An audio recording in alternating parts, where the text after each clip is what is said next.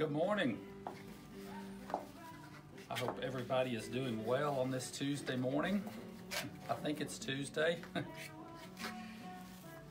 We are going live, so I want to give this just a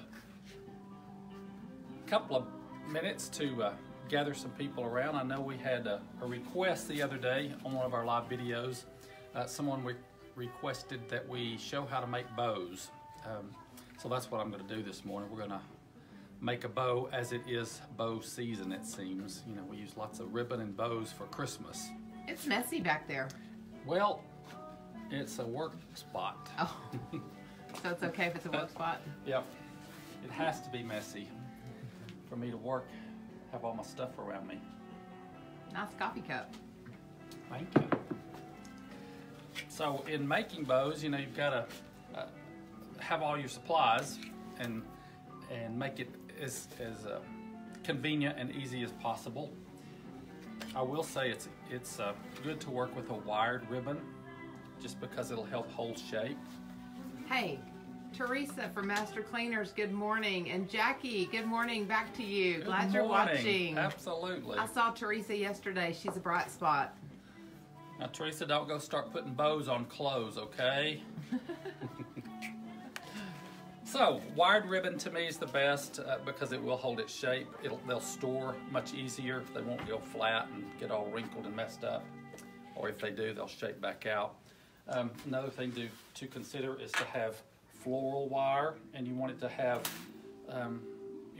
some bend to it so it's easy to work with. It'll stay, but it's also easy enough to twist. So, you know, just a nice little thin floral wire, but not so thin that when you pull it, because in a minute you'll see we're going to pull it tight and we don't want that wire to break, and there's some that are that thin and they would break. Or chenille stems, better known as pipe cleaners to some. Oh my goodness, we did so many crafts with the girls with pipe cleaners. So pipe cleaners are, you know, I generally, and today you may see that I don't do it this way, but generally if I'm going to use a chenille stem, I use a color that's in the ribbon, so it just kind of fades away. But the chenille stems are great to work with because they are easy to twist.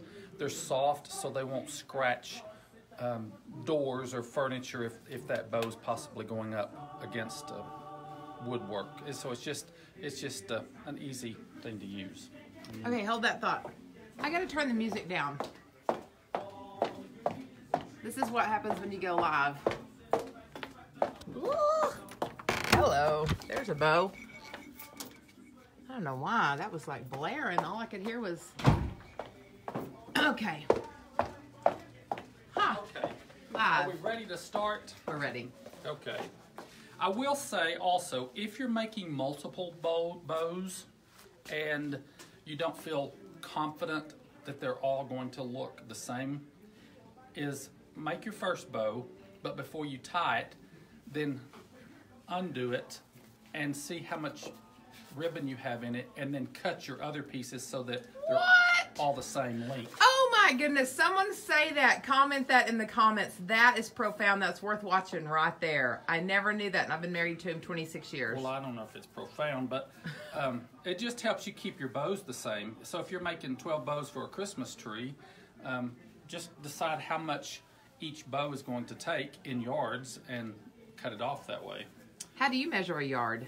Well, I measure a yard from tip of my nose out to the reach of my hand, so there's about a yard. I've seen him do that a million times. And then he has glitter on his nose. Probably in my coffee cup too. Okay, we're gonna make two bows this morning. The first one's just a single one ribbon bow, and I'm going to put a center in the bow. So the first thing I do is pinch all this ribbon up real tight. And I'm pinching it so that the front of the ribbon stays the front. I'm not wadding it up exactly. I'm if you will, pleating it or gathering it real I had tight. to make a bunch of these yesterday for the shopping center poles, and I didn't know that. I didn't pinch them right. All right, Yikes. so now this ribbon, the face of the ribbon is facing away from me. It's facing out. And I'm just going to make a circle, and this is my center. Again, I'm pinching it right up next to that first pinch. And I just get it in there as tightly as possible. And now I turn this ribbon, the face of it, toward me. I've turned it so that the face of the ribbon is toward me. Notice he's doing this with his left hand. Sorry, guys. So now you're going to be making your first loop. This is the top loop of the bow, so this will be the shortest loop. I'm going to make a 3-loop bow, and when I say 3 loops, that means 3 loops on each side of center. So each loop will get a little bit larger, and I just will judge that by eyesight.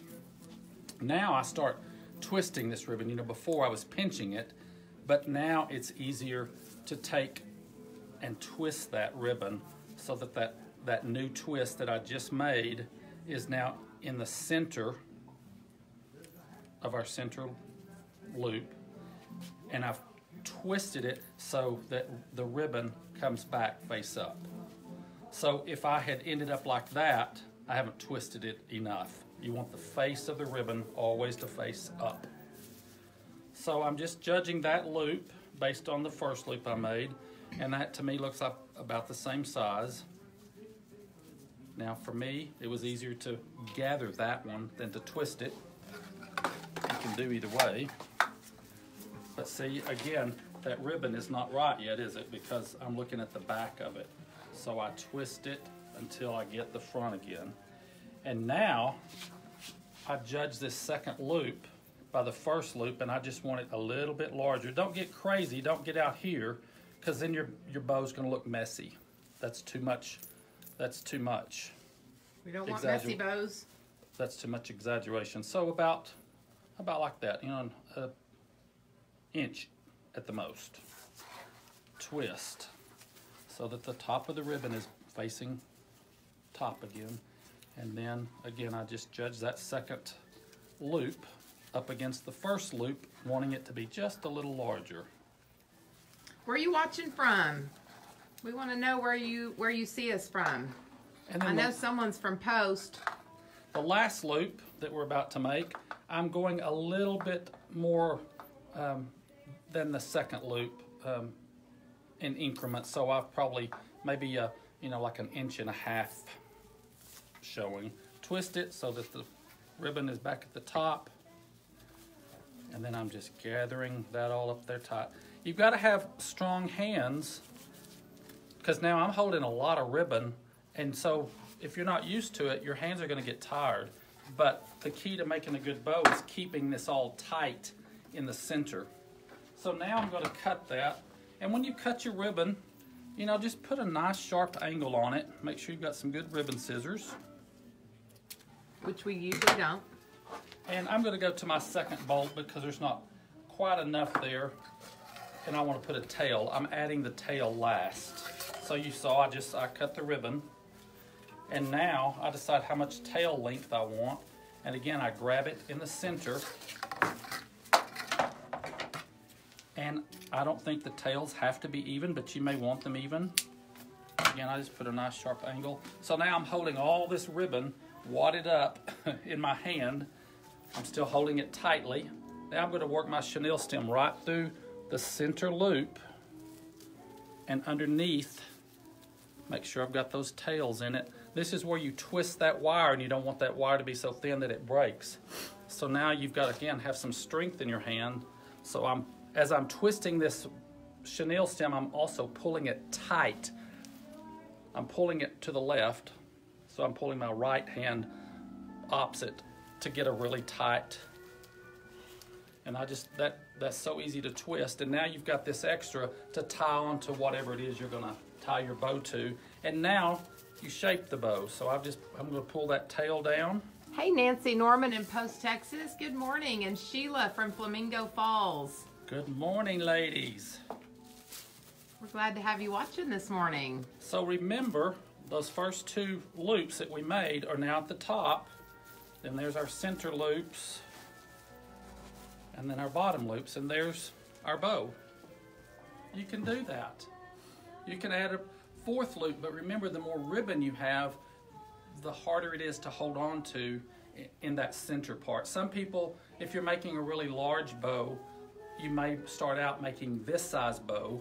minus the tail and pick up ribbon and start another series of loops and then attach them. But that's gets a little more complicated, I guess.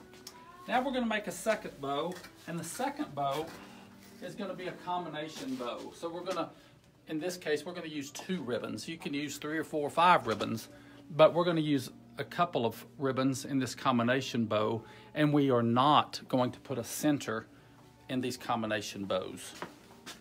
So let's see, let's just start. Let's take some black and white check, plaid, and then we'll take a ribbon that has words on it. This says peace. Now, this is not a wired ribbon, so it's very flimsy. But I also think, I don't know why, just the black and cream and the word peace on it, to me it needs to kind of, it works being a little floppy. It flows.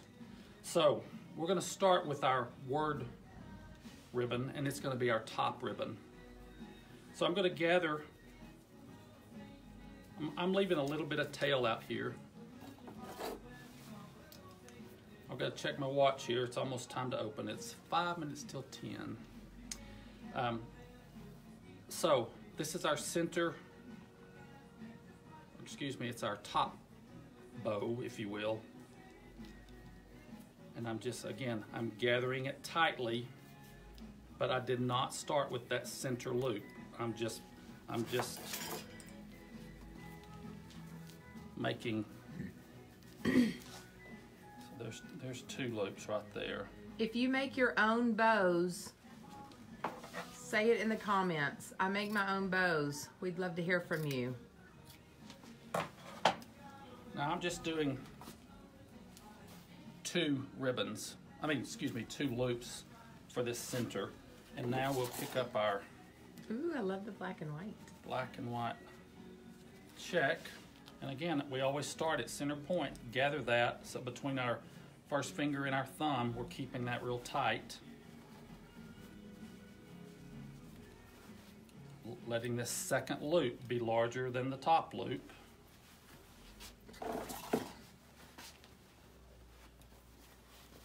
Twisting. Now, like this ribbon, you don't know if there's a top or a bottom because it's the same on both sides, so that can make it a little easier.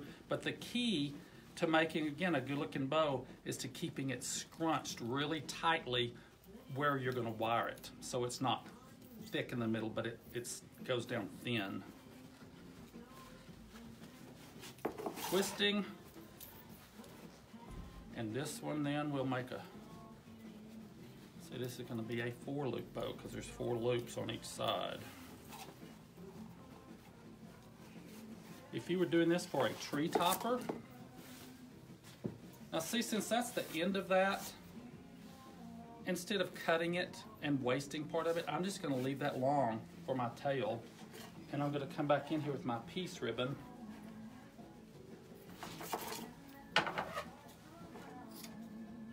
Cut it. And I'm not going to worry in this case that I just have one long tail there. I think some people fret over things like that, not realizing it can be awesome for it to be different. Be a little asymmetrical. Now I'm using my wire on this one because all I have left is green chenille, and I don't really want green showing on this cream and white and black ribbon. So again, I'm pulling this wire tightly, and at the same time I'm twisting it.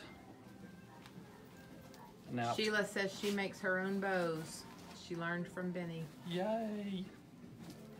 And you'll see, you can't see the center, you can't see the wire really because I've pulled this tight. If you don't get them tight enough, you'll see the center, and again it'll look messy. Leah makes her own bows, and Paige McCarver says, Bow Making 102, pay Benny to make them. Paige, you are so funny. I miss your face. Come see me. Where have you been? Love you, Paige. Okay, you know, we talked about cutting a sharp angle on the tails of our ribbon. I also like to dovetail it. I didn't know it was called dovetailing. looks like the end of a dovetail.